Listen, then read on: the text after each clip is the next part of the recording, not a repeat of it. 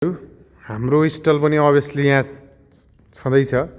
चौथो number stall हो AKB agro farm भनेर यहाँ हाम्रो देख्न सक्छौँ।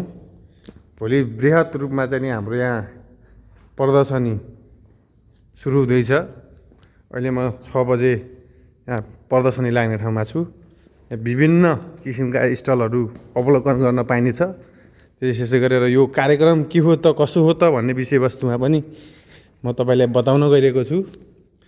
युवा श्रम तथा रोजगार मन्त्रालय अन्तर्गत राष्ट्रिय युवा परिषद सानोठुङ्गी भक्तपुरले आयोजना गरेको लुम्बिनी प्रदेश स्तरीय युवाबाट उत्पादित सूचना प्रविधि तथा स्टार्टअप व्यवसायको प्रदर्शनी कार्यक्रम यहाँ व्यापक रूपमा भोलि हुनेवाला छ।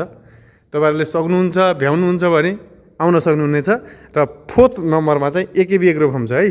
तपाईहरुले एकेबी एग्रो फार्ममा आएर मौरीजन्य सामग्रीको अवलोकन र महजन्य चिजहरू चाहिँ विभिन्न किसिमको प्रोडक्टहरू छ हामीसँग। त्यो चाहिँ तपाईले उत्पादन टेस्ट गर्न सक्नुहुनेछ।